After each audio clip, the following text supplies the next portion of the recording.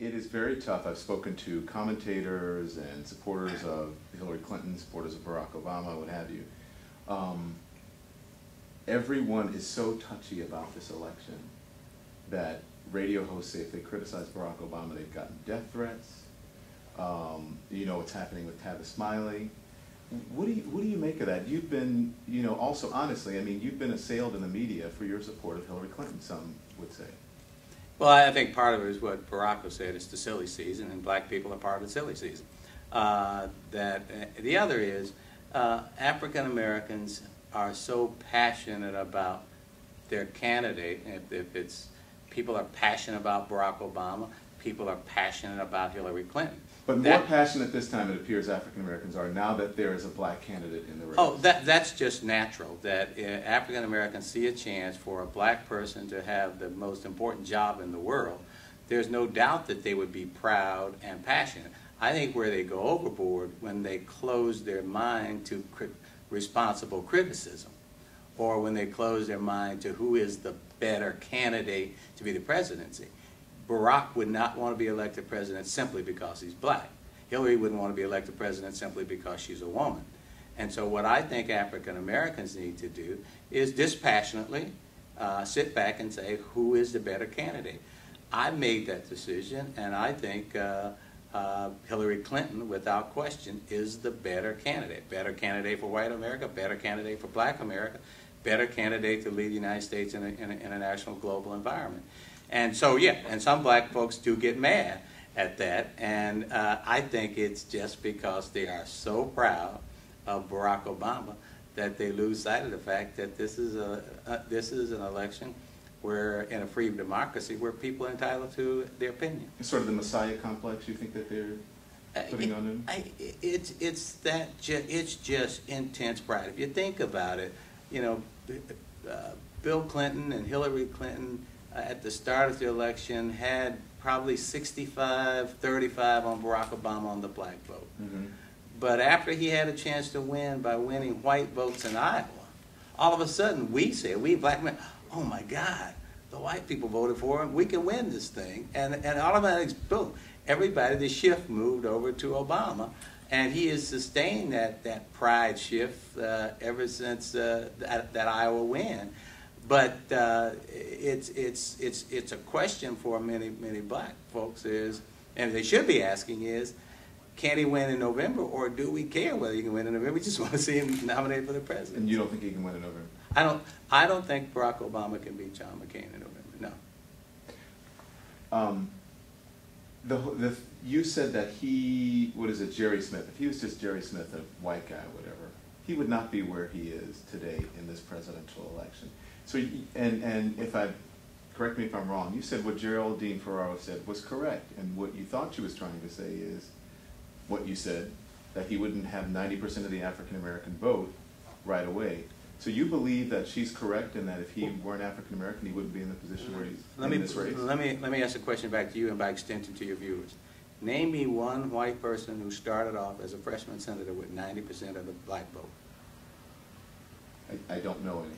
I don't know any. I'm not a political junkie enough to know. I would say Kennedy or, or Kennedy was, remember when Kennedy was coming up, most black people were still voting Republican. Well, or you could say Bill Clinton, who had a very high percentage of the black vote. Bill Clinton didn't have 90% of the black vote when he started. In fact, there was a faction of dispute. Bill Clinton had the southern blacks, and the northern urban blacks were not in Bill Clinton's camp. Okay. That's my point is, and it's also freshman, first time, white candidate, would never start off with a black. Remember during the last election, even when you had John Edwards, southerner, likable guy, no 90% of the black vote.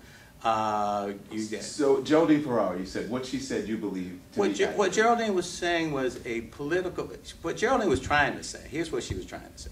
She was trying to say, in the Democratic Party, there are constituencies. There are black constituents, there are women constituents, there are gay constituents, there are Hispanic constituents, and so on.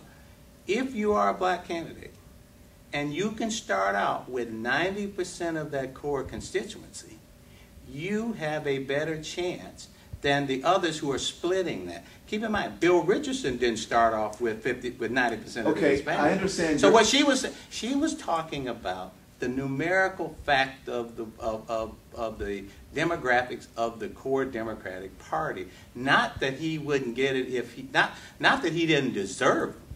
Not that he didn't deserve them.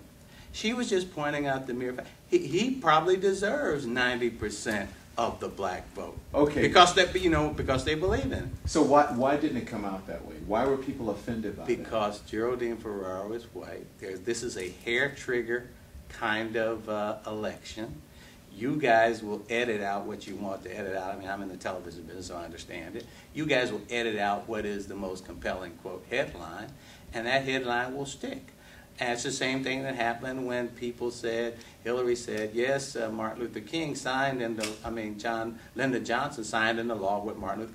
All of a sudden, you need a president to get the president. And that was seen as a put down of Martin Luther King. Well, that's hair trigger racial tension brought about by the fact that no one has ever seen a situation where you got a black man and a woman running two groups that have been out of the power structure in this society since its inception. So then what is your message to black people who may be that upset? Or it appears what you're saying, I don't want to put words in your mouth, Correct. that black people have blinders on, many of them, when it comes to Barack Obama. No. Okay. I have never said that. What I'm saying is this. When you go in the polls to vote, you can be passionate and proud of Barack Obama. I'm proud of Barack Obama. When Barack Obama came to Washington, I held the first fundraiser with him with former Congressman Bill Gray, raised money for him. He called me and asked me to support him prior to the election started. So I have no problem with Barack Obama. What I say to black folks, and I say this continually, there are two parts. There's what you vote with your heart and what you vote with your head. My message to black people, if you want a message, is if you look at Barack Obama and your head says vote for him, vote for him. If you look at Hillary Clinton and your head says vote for her, vote for her. But you got to, in my world, head trumps heart. And I think the better candidate, my head is telling me, the better of the two candidates to lead the Democratic Party, to repair the economic issues of the country, to deal with foreign affairs issues, to focus on the core issues facing a Democratic Party and to beat John McCain in November, is Hillary Clinton. Do you apologize for, do you have any regret about what you said about what he was doing back when he was at Community That was a joke. Bad joke, but it's a joke. It wasn't the end of the world. I mean, the way people try to portray it is, oh my God. See, this goes to what I call, what we were talking about earlier, this immense pride and passion. It was a joke. And if a black man makes another man a joke who's running for president, then he's vilified. How dare you do that? You're a black man trying to make another black man down. I was making a joke. I thought the joke was funny. People didn't like it. The media jumped all over it. But hey, if people don't like the joke, they say, hey, Bob told a bad joke.